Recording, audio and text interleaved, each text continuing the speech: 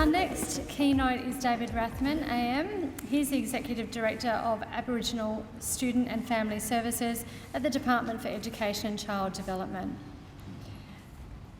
David left school at the age of 17 and began his career as a radio announcer. So I actually don't know David, but I'm looking forward to hearing your voice as one of those radio announcer voices. And in 1976, he joined the South Australian Public Service and was appointed to the position of Aboriginal Community Worker at Berry and later Social Planner to assist the Department of Community Welfare. Since then, David has held a number of senior roles within the South Australian public sector, including Director, Office of Aboriginal Affairs and Chief Executive, Department of State Aboriginal Affairs. David has also been appointed to a number of committees ranging across a broad spectrum of Aboriginal issues. We welcome David to talk to us about caring for country with a focus on our common ground. Thanks, David.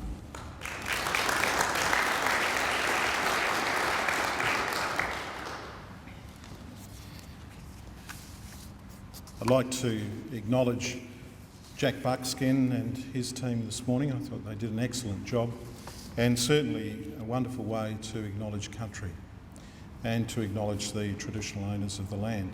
I'd also like to acknowledge my fellow Aboriginal people from other parts of South Australia and your traditional lands as well, and to all of you and the traditional lands from which you come as well.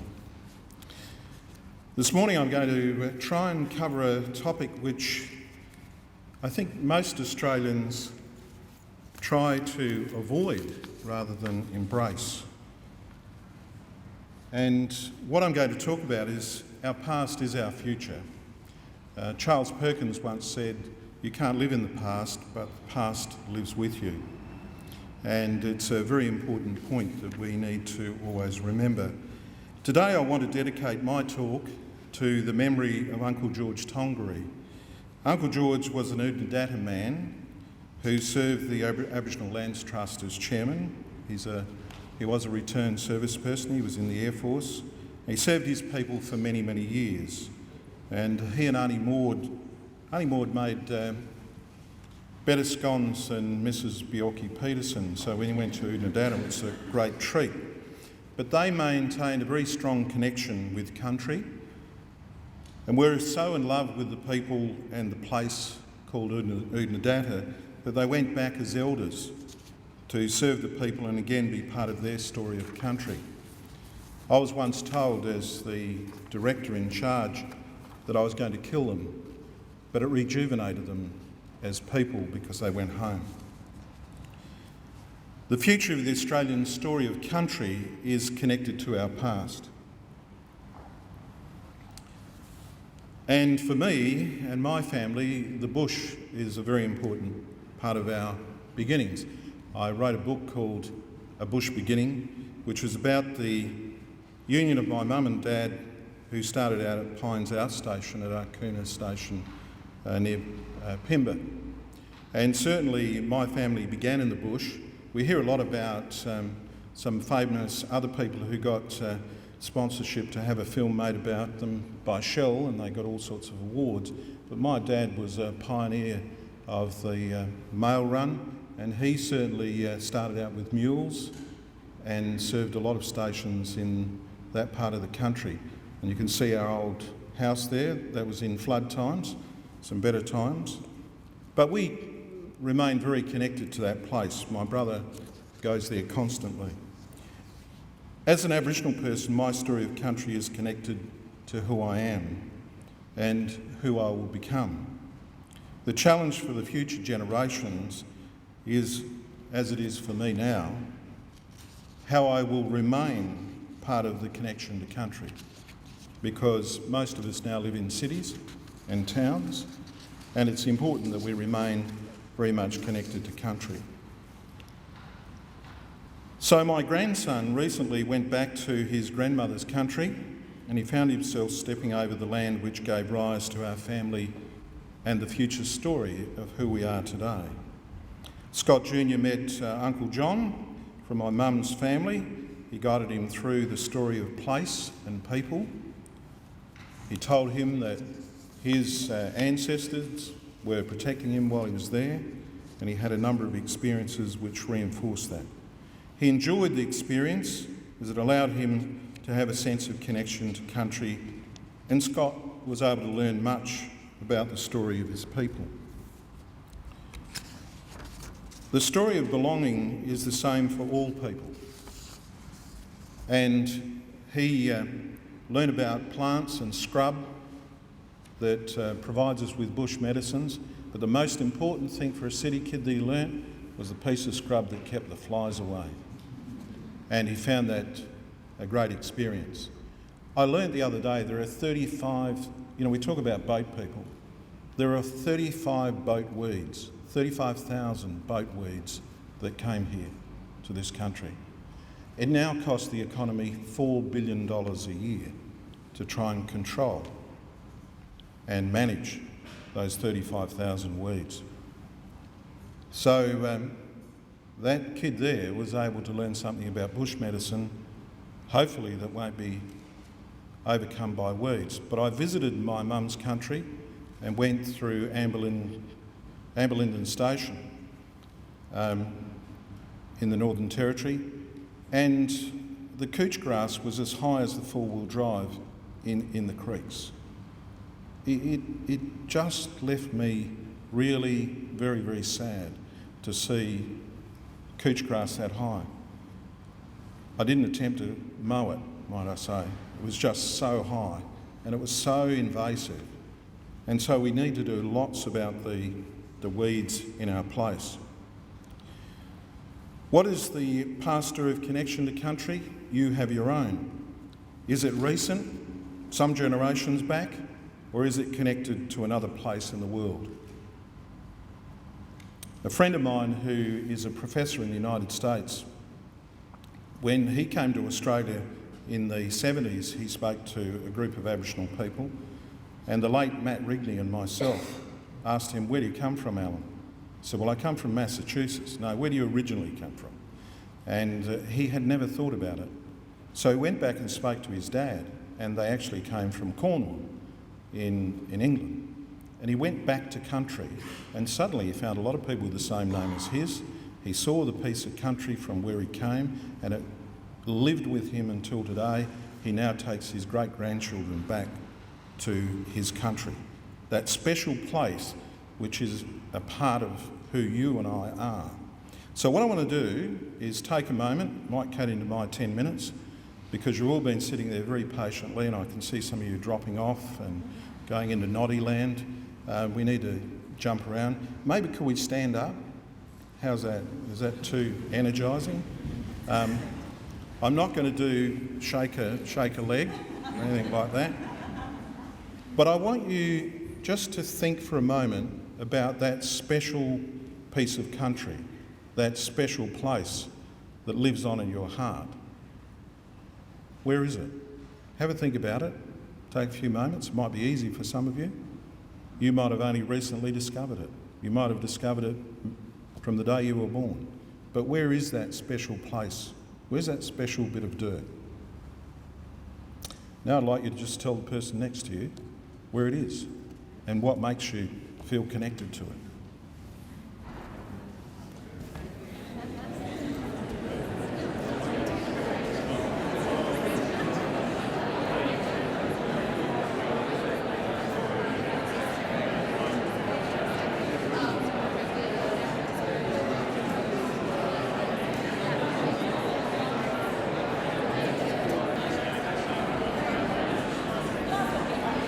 Thank you. And take your seats again.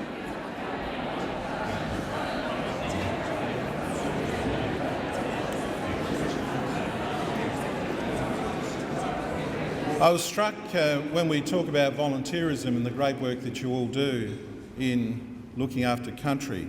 I was struck by the words of one of the firefighters in the recent New South Wales fires, or they're continuing, an elderly gentleman who said, "We are now Dad's army of the CFA." And there is a challenge for educators, people like myself who work in the system, to try and create the opportunities to allow young people to feel as though they're part of the country. Because Australia does not belong to any of us. Australia belongs to the country and the story of country. We're just passers-by. And the challenge for future generations will grow as more and more people gravitate towards the urban community and become immersed in the electronic world, as my grandchildren are. One of my grandsons, when I took him back to Berry to see where I started out with Gail, he said, "Was it black and white when you were here?" I said, "No." And then on the weekend, my granddaughter was going off. She's having they have year 7, what do you call them, graduations or whatever, and she's buying a dress. She had to buy a long dress. And she said, her dad said, "Well, I'll come." And she said, "No, you're not coming because you don't know anything about it." And she said, "Granddad can come because he was around when there were long dresses." So what we really are challenged by are things, aren't we, in the world? Things such as social media, the growth of gaming, online gaming, multiplayer online gaming is going to move younger people towards a surreal world leading toward a communication void for people-to-people communication. It's a great challenge for all of us to think about, because part of being on a piece of dirt and going back to a piece of country when I do it with my older brother is he just comes alive with all the stories, and it's a great, great experience. The Aboriginal Lands Trust and bodies like the APY Lands and others have been at the forefront of developing a deep understanding of care for country and maintaining a connection to country. The Aboriginal young people who reconnect with country are often moved towards filling in part of their identity jigsaw. They experience, "I am more than just an I person because I belong to a collective we, and my story is written in that piece of country."